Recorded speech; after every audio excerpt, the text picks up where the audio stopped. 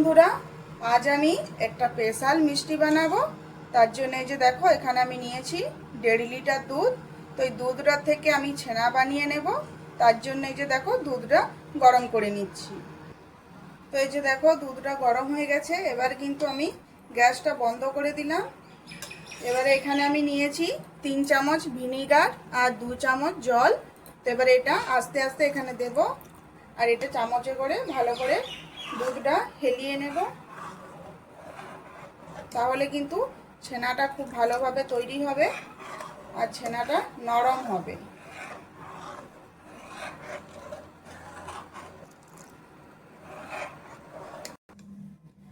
তো এই যে দেখো, ছানা এখানে আমার তৈরি হয়ে গেছে।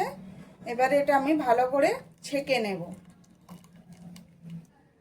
তো এই যে দেখো, আমি এখানে একটা ছাঁকনি নিয়েছি। ছাঁকনিটার উপরে দিয়ে দেবো এরকম একটা পাতলা কাপড়। তো এটার উপরে আমি কিন্তু ছানাটা ছেঁকে নেব। তো এভাবে আমি কিন্তু ছানাটা ছেঁকে নেব। আর দেখতে পাচ্ছ, ছানাটা কিন্তু অনেকটা নরম তুলতুলে ছানাটা তৈরি হয়েছে।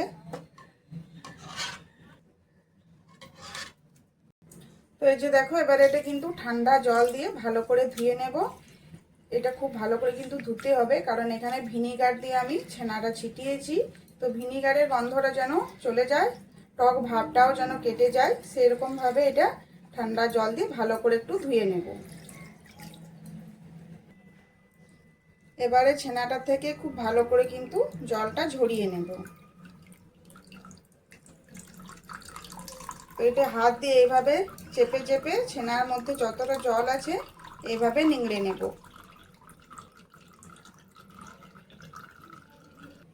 তো এই যে দেখো, এটা কিন্তু এইভাবে আমি একটু পাক খাইয়ে দিয়েছি। তো এবারে এটা এইভাবে আমি ছাঁকনির মধ্যে নামিয়ে রেখে দেব আধ ঘন্টার জন্য। এর মধ্যে যতটা এক্সট্রা জল আছে সেটা বেরিয়ে যাবে। আমি এখানে একটা চিনির রস বানাবো, তার জন্য নিয়ে নিলাম 1 কাপ চিনি, আর নিয়ে নেব এখানে 2 কাপ জল। 1 কাপ চিনির জন্য 2 কাপ জল। তো বন্ধুরা, কেমন আছো সবাই? আশা করি সকলে ভালো আছো। তো আজ আমি বানাবো চিত্রকূট মিষ্টি। তার জন্য এই যে চলো চিনির রসটা তৈরি করে নিই। তো এই যে দেখো, এবারে চিনিটা খুব ভালো করে এখানে গলিয়ে নিতে হবে। তো এবারে এখানে দিয়ে দেবো আমি এলাচের গুঁড়ো। তো এখানে তোমরা চাইলে গোটা এলাচও ব্যবহার করতে পারো। তো এই যে দেখো, চিনিগুলো গলে গেছে। তো এই রসটা কিন্তু এখানে আমার হয়ে গেছে। এবার এটা নামিয়ে রেখে দেবো। তো এই যে দেখো, এখানে ছানাটার থেকে জলটা পুরো ঝরে গেছে। এবারে ছানাটা আমি নিয়ে নেব। তো এখানে আমি দিয়ে দেব 2 চা চামচ সুজি।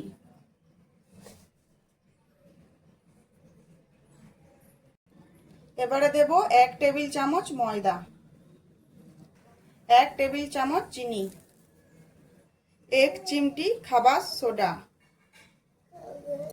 তো এখানে আমি দিয়ে দেব 3 চা চামচ গুঁড়ো দুধ,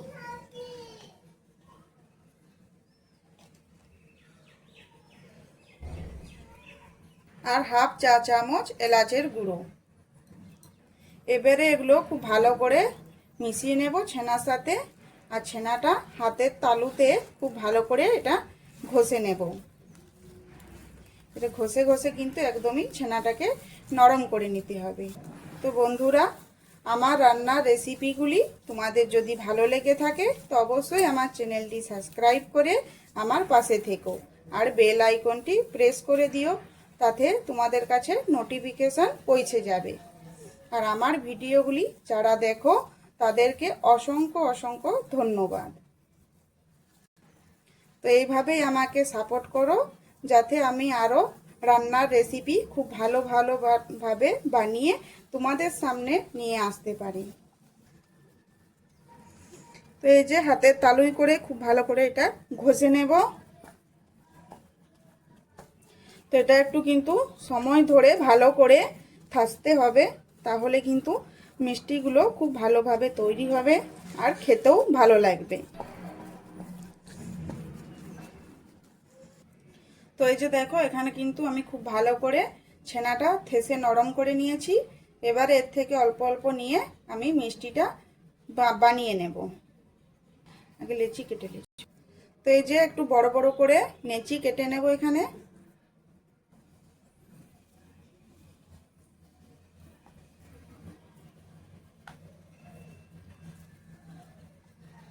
তো এই যে দেখো এখানে একটা লেচি নিয়ে নিয়েছি, তো একটু ভালো করে গোল করে নিয়েছি। এবারে এটা আমি একটু চৌকোকারে গড়ে নেব এভাবে।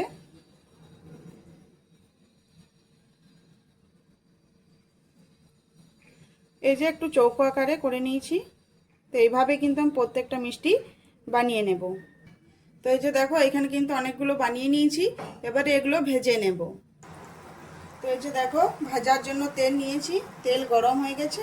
এবার তার মধ্যে এই যে ছানার মিষ্টিটা যেটা আমি বানিয়ে রেখেছি সেটা এইভাবে গরম তেলের মধ্যে দিয়ে দেব। তো তেলটা এখানে কিন্তু বেশি গরম করা চলবে না, মিডিয়াম গরম করে, আর আঁচটা কিন্তু লো রেখে এগুলো ভালো করে ভেজে নেব।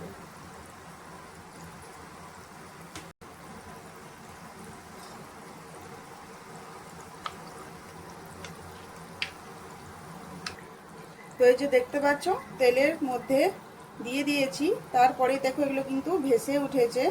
তো এটা কিন্তু বেশি হাই আছে ভাজা চলবে না, এটা কিন্তু লো আছে ভেজে নিতে হবে, তাহলে কিন্তু এটা ভালো ভাজা হয়ে যাবে। নাইলে কিন্তু এটা উপরটা কালার চলে আসবে আর ভিতরটা কাঁচা রয়ে যাবে। এটা কিন্তু লো ফ্লেমে ভালো করে একটু সময় নিয়ে ভেজে নিতে হবে, তাহলে দেখবে খুব সুন্দর মিষ্টিটা ভাজা হয়ে গেছে। তো এই যে দেখতে পেলে একটা পিঠ এখানে আমি ভেজে নিয়েছি, তো অপর পিঠটা এইভাবে পাল্টে দিলাম। তো এবার এই দুটো পিঠই কিন্তু খুব ভালো করে আমি ভেজে নেব। তো এই মিষ্টিগুলোর উপরে কিন্তু এই গরম তেলটা এভাবে একটু দিবে, তাহলে কি হবে মিষ্টিটাই দেখবে ফুলে উঠবে। তো এই যে দেখো এখানে আমি খুব ভালো করে উল্টে পাল্টে ভেজে নিয়েছি, আর এটার কালারটা দেখতে পাচ্ছ কতটা সুন্দর এসছে। তো এইরকম করেই কিন্তু একদম লাল লাল করে ভেজে নিতে হবে।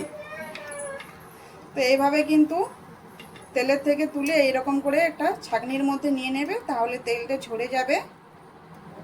এই যে দেখো খুব সুন্দর কিন্তু এগুলো আমি ভেজে নিয়েছি, আর একদম লো আছে ভেজেছি, তার জন্য দেখতে পাচ্ছ কতটা সুন্দর কালার এসছে। তো চলো আরও বাকিগুলো ভেজে নেব।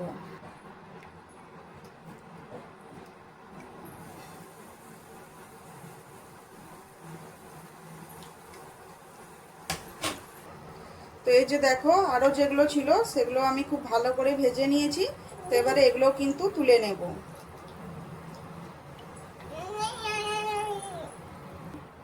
তো বন্ধুরা আমার রেসিপিগুলি তোমাদের যদি ভালো লেগে থাকে তো অবশ্যই আমার চ্যানেলটি সাবস্ক্রাইব করে আমার পাশে থেকো। তো এই যে দেখো গ্যাসের চুলায় চিনির রসটা বসিয়েছি, তো চিনির রসটা ফুটে উঠেছে। এবারে এর মধ্যে মিষ্টিগুলো দিয়ে দেব যেগুলো আমি ভেজে রেখেছি। তো এই যে দেখো এগুলো দিয়ে খুব ভালো করে একটু ফুটিয়ে নেব।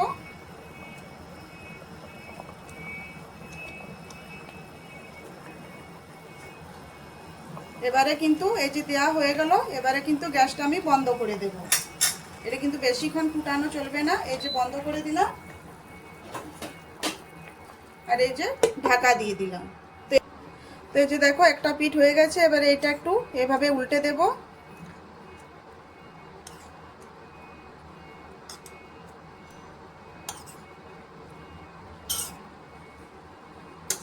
এভাবে একটু উল্টে দিতে হবে, চিনির রসটা তাহলে খুব ভালো করে মিষ্টির মধ্যে ঢুকে যাবে।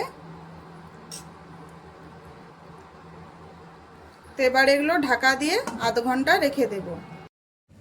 তো চলো আধ ঘন্টা হয়ে গেছে, এবারে দেখে নিই। তো এই যে দেখো মিষ্টিগুলো কিন্তু একদম ফুলে উঠেছে, আর এটা কিন্তু রসটা অনেকটা টেনে নিয়েছে, আর একদম কিন্তু স্পঞ্জি নরম তুলতুলে মিষ্টি আমার তৈরি হয়ে গেছে। এই যে দেখতে পাচ্ছ। তো আজকের এই মিষ্টির রেসিপি কেমন লাগলো অবশ্যই কমেন্ট করে জানাবে, আর যদি ভালো লেগে থাকে আমার চ্যানেলটি সাবস্ক্রাইব করে পাশে থাকবেন। ভালো থেকো, সুস্থ থেকো, আরও আসছি এরকম নিত্য নতুন রেসিপি নিয়ে।